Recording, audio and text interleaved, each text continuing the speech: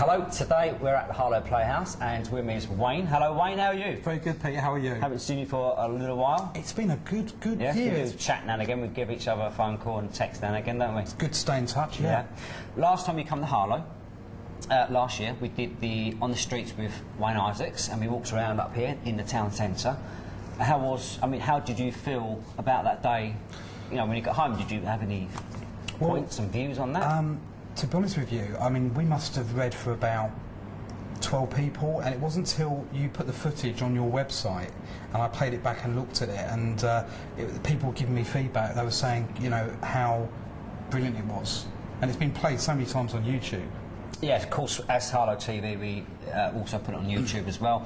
And there's been quite a few comments on the last reading that you did. Yes. There was that young lady in the Harvey Centre. That's right, yes. And she was close to tears. Yes. And we've had quite a few feedback on that. She actually got in contact with me for a reading afterwards as well, because following on from, you know, the short reading that she had, she wanted more. And I think she recommended me to quite a few of her friends and family as well. Yeah, I think Harlow TV should get a bit of commission on that as well. Cameraman Rob, yes. Now, since then, just tell us, you know, what you're doing now. I mean, I understand you're on Sky TV and the Free Sat. Is it shown? Sky Psychic Interactive, channel 886. Yeah. And that's also shown. Is it shown on Virgin Media as well? It's shown on Virgin, Bravo. Also, there's a live stream on the actual website. So if you haven't got Sky, you can watch it live on the actual website. Can you explain what you actually do on Psychic TV? I mean, for people who don't watch it or haven't watched it yet, I mean, what do you do? What we do is most of the questions we ask, you know, that come in are about love situations or work situations, and what the viewer can do. The viewer can actually text in a question that they need an answer for. They can also leave a call or comment, so I'll actually hear their voice and can tune into a voice vibration. We also then go to the phones as well, so people can actually phone up and have a good telephone reading as well. So it's my way of getting out and helping as many people as possible. And I always said to myself, because obviously I was working full time, and I said to myself, if the demand was out there and people really wanted to, you know, need my service, I would give myself fully. I would give myself fully to the public, and that's what I've done, because the demand is there. So, you know, it's all about helping other people. That's the way I look at it. But you've got to do it like, put all your heart and soul into it, 110%. I have seen you a few times on there, and because when you look at the TV screen, there's boxes on the right-hand side. It looks like the beginning opening to the Brady Bunch, because you know, the Brady Bunch had like the 6 or 9 boxes, so you're up there in a little box. But obviously you're somewhere in the studio and on camera. But no, I have seen you on there. I've been flicking for the channels, and you know, have you texted yourself? No, because I can just text you directly. You can too, yeah. And get the reading. Right, I've got a few questions here that I made up earlier.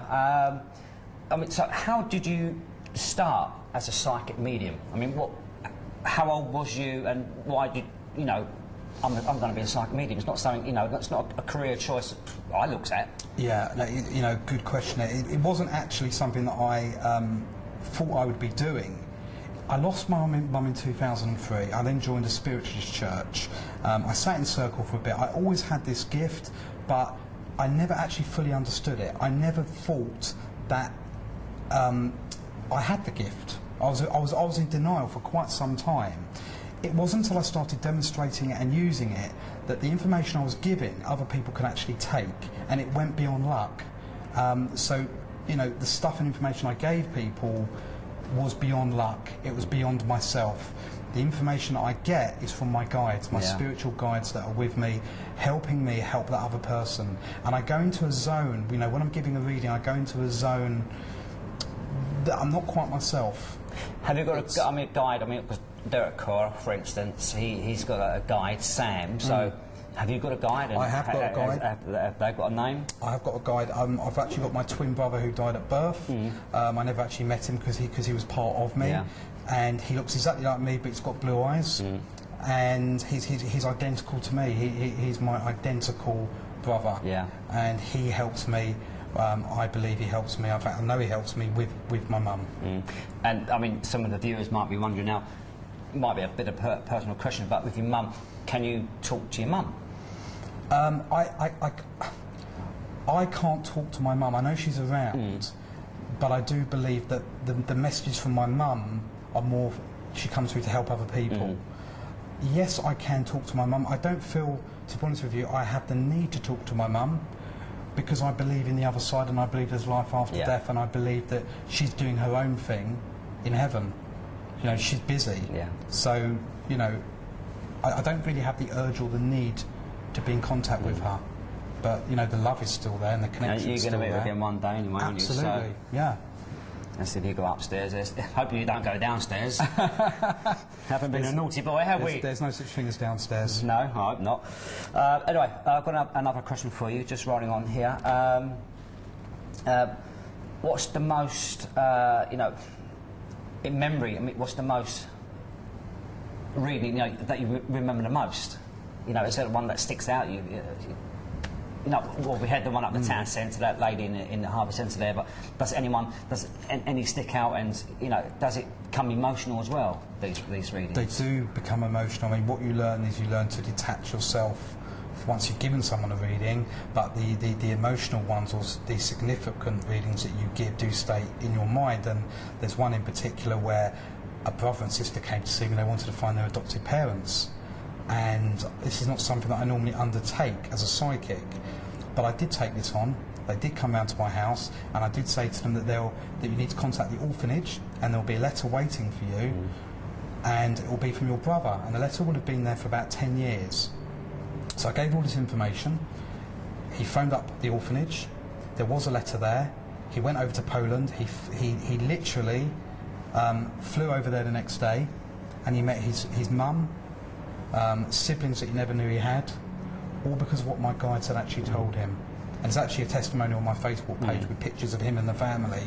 That has got to be one of the most touching readings I've ever done.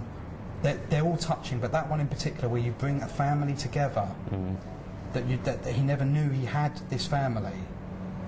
I'm so grateful. That touches me. I mean, it must be hard. I mean, if you're sitting down in front of people, and if they start crying because it's emotional, I suppose, to restrain yourself and not to cry, you know, because it must affect you as well. You know, you're bringing love back into this family, and you know. Well, what happens, Pete, is when someone does cry, those are release of tears. And one thing that I do is I carry on, because I know that person's not in pain. They're actually releasing their tears, and those are normally tears of love. They are releasing their love for that person on the other side. And I think, you know, if they do cry, they go away feeling relieved. They feel so much better. So at the time you might think, oh, they're upset, oh, you know, shall I continue, shall I carry on? They're coming to me for a reading. They're coming to hear from their loved one. They expect to be crying, you know, because they love them. I wrote down here, what's the most, what is the hardest obstacle you've had to overcome? So, I mean, you said you've been working full time. Yes. So, I mean, did you find that was getting in the way of what you want to do as being, you know, a psychic medium? I think, yeah. I mean, getting back to the obstacle, the hardest thing I probably found to sort of think of was to actually accept this is me, this is part of me, this is what I'm meant to be doing. And now that I've accepted that, you know, doors are opening now, things are coming to me, because my doors are open to receive the work, to receive the information and help others. Like all the charity work that I'm getting involved in as well, with the help of celebrities as well. I'm doing a few things on that side as well. And you come down to London with us once to the Big Brother. That was housemates, ex-brother housemates party. There's a few ex-housemates down there, and you did one or two readings down there as well, on the street, didn't you? Absolutely, yeah. Charlie and some of the others. Yeah. That was fun. Yeah. I'm sure there's going to be more coming up soon. Again, just moving on. What is your motto, you know, or stroke advice you live by? Okay, well, I think live life to the full. Take each day as it comes, and imagine it's your last day. Just enjoy every moment in time. Appreciate all the loved ones and everything you have around you. Well, and don't look back, you're saying. Don't look back, but don't take anything for granted. Yeah. You know, and things happen for a reason sometimes, you know. But I think it's about learning about ourselves, understanding why we're here, understanding what our journey is, and having goals in life, and just doing good for the world. You know, doing good things for the world. Helping others, basically. Helping others and helping the world that we live in. Okay. Now, you talk to many, well, many spirits come to you, but you personally, what famous spirit, you know, would you like to, you know, talk to? If it be Elvis Presley or, you know, Princess Diana? Yeah, I think I'd like to contact Michael Jackson. Yeah, I to be honest with you, I've got to be honest with you, they're normal people, and the work that we do, it's not about contacting a celeb, it's about contacting anyone that wants to be connected with their loved one. So, for example, if someone famous came to me and they had a famous dad, it would be no different. People are people, so it makes no difference. Well, you never know. You know, you might be somewhere one day, and or even in a theatre like this, you know, someone's trod the balls, you know, and they've passed on and might still appear in spirit. So, yeah, you never know. I've just got one more last question for you. I know we kind of touched on this earlier, but, you know, current projects. Excuse me. Yeah. As you said, you know, you're on Sky. I think you've gone to Sky 3 days a week at the moment. So, are you hoping to, you know, like one day, for instance, like appear here at Harlow Playhouse and other big venues across the UK? Well, my plan is at the moment I'm going to be doing a paranormal investigation in Wales, and that's going to be filmed as a pilot to hopefully take to TV. I would love to do similar to Most Haunted, sort of. Similar to Most Haunted, but there won't be loads of people. It won't be edited. It won't be for the TV. It will just be captured as it is. You know, no gimmicks. Yeah. I mean, like people running past in white sheets with holes in there. Yeah, just pure natural stuff captured on camera. So you've got that coming up. And you still do your own readings anyway. People can contact you. What is your website address? So www.wayne-isaacs.co.uk.